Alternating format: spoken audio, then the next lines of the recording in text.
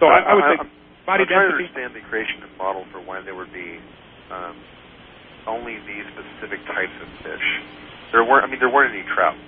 Well, again, you have to look at how far you dug into it. I mean, I'm not a geologist or anything, but I think common sense, and you're a mathematician, you can extrapolate, the area that you guys actually observed with the whole, whatever, carboniferous layer. What percentage of it did you look at, and is it reasonable to expect to find deviations in that small percentage? Well, where we dug was actually part of what's called the Albert Formation, which is several miles long, kind of like thrusting up at like a 30-degree angle. And the angle kind of varies, but how much did you guys personally look at? Why does that matter exactly? Okay, well, if I look at, if I look straight down on the ground and say, look, I don't see any cockroaches, why aren't there any cockroaches here? The world's a lot larger than just where I'm looking. I mean... Well, imagine a spaceship hovering over the world. He sends down a probe, middle of Africa, picks up 10 samples of people, says, wow, everybody on the planet is black. You've got to look at, you can't just confine it to such a small location. I'm not saying that, you won't ever find true examples where you can look at a small location and get the truth, but you cannot, I guess, just jump to a conclusion, and I'm not accusing you of doing that and saying that, All right, folks, welcome back to the Creation Science Hour and a Half. This is Kent Hovind and Jonathan Sampson, live July the 28th of 05. You're welcome to join us. We only got one line coming to the program. Sorry about that, and it's full right now. But when Jared gets off, you can call in 850-479-3466, extension 136, or you can instant message us at AOL. Instant message, Dr. Dino Live is our screen name, DRDINOLIVE. Okay, Jared, you were telling us about your trip to Canada, and you didn't find any out-of-place fossils.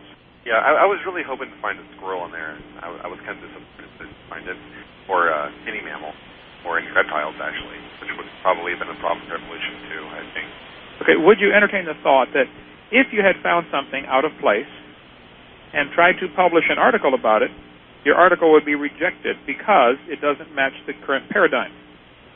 Maybe some people would try to reject it because they would think that I was a quack, but I would do my best to prove that I wasn't. I would have Martin's help because he promised to help me in that event. Wonderful. Okay, well, you guys keep digging, and when you find one, we'll pray that you'll be honest and do that. Okay, Jonathan, what do you have there? Yeah, I was just sitting here. I've got these magazines sitting right beside me. There's Creation magazine from Answers in Genesis. They've got in here the Holy Grail, or fossil Holy Grail, and it talks about a vertebrate in Precambrian rock. Oh, I want to hear about this. You can read it online, probably. Tell me. That's where to go. I got the magazine. You might go to AnswersInGenesis.org would probably have the article on there. What's the title of the article? It's called Holy Grail or Another Evolutionary Tale. Holy Grail. Yeah, it's got comments from Dr. Ben Wagner, who you debated Dr. Hovind, I believe, on debate number 2 or something. Right. Ben Wagner, University of Arkansas, Conway. He said that if this turned out being a vertebrate, he would sell his firstborn. And apparently the consensus is that it is a vertebrate. Found in Precambrian rock. So here's the choices. Let's suppose it's a legitimate vertebrate fossil found in what everybody's classified as Precambrian. There are several choices. One is go back and make sure they didn't classify it wrong. Right. 2 is prove it's not a vertebrate, call the person a liar. Or 3 is give up on the whole stupid geologic column and say all these things formed in a flood. Of course, number 3 will never enter the mind of many people, but... Oh, it enters my mind. Okay. I'm pretty sure that if you found a bona fide vertebrate Precambrian, you've just falsified evolution. How do they know it's Cambrian? I'm not going to get that with you, Ken. I'm still waiting for a good answer for that one. You know what? I met a really nice geologist up there in Canada on the trip, and she knew what she was talking about, and I talked to her quite a bit about things that we've talked about how you do this, certain aspects of geology. She had answers to all my questions, but they always ended up being complicated enough where I couldn't possibly repeat them on the air unless I myself were an expert. Okay. Did you end up spotting any what I would consider circular reasoning? No. None. Wow. No. You didn't date the fossils by the rocks and the rocks by the fossils? No. Did she say we know it's Cambrian because of the fossils we find in it? That's one way to do it. It's not the only way to do it. That's the first way they do it. It's the most accurate way to do it, apparently. How can it be the most accurate? Think about it. That's circular reasoning. Because the correlations are so strong. I mean, this is like she talked about the quote oily pipes. You know, people that go into geology just to be able to find oil and stuff, and they use that technique. And I played one of my MP3s I have of us debating on the phone on your radio show, and she actually gave a little bit of sympathy to your perspective that people wouldn't have to believe in the geologic column to do oil prospecting.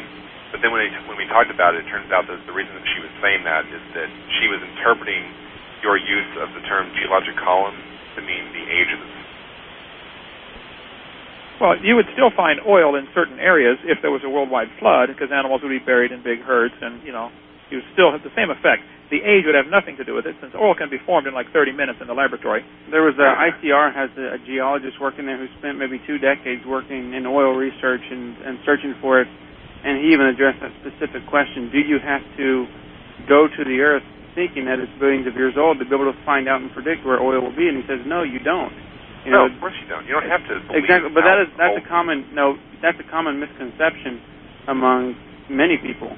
I mean, that you can look at the old Earth, or that you have to really think that the Earth is billions of years old and see how the pattern of evolution went to be able to predict where oil will be found, and that's not true.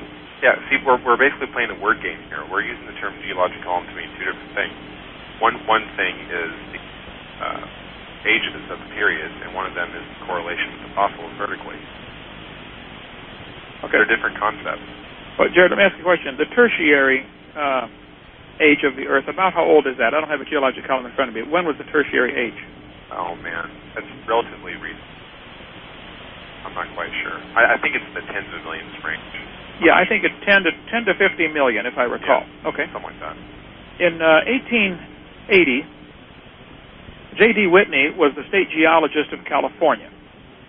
He published a very lengthy article about advanced stone tools, mortars, pestles, arrowheads, obviously man-made objects, that were found in a gold mine. They had dug a shaft under a mountain. The mountain is called in Tulamane County, Toulumne County, California.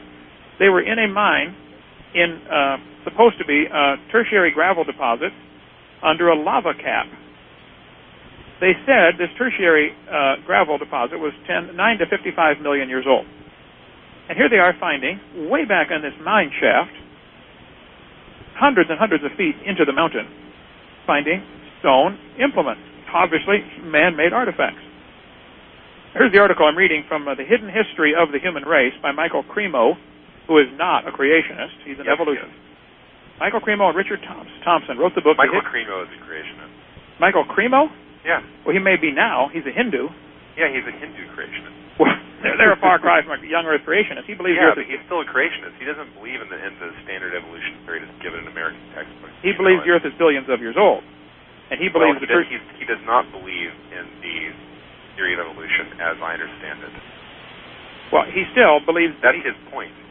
He finds strange things, or he documents strange things that are found in out-of-place artifacts. It's called UPART, and says, wow, man must have come here by flying saucers 200 million years ago. Well, I'm not quite sure what he believes, but... I've talked to him on the phone. He does believe in some kind of, cyclic creation, right? Well, the Hindus believe a variety of things. But anyway, here's what the article says.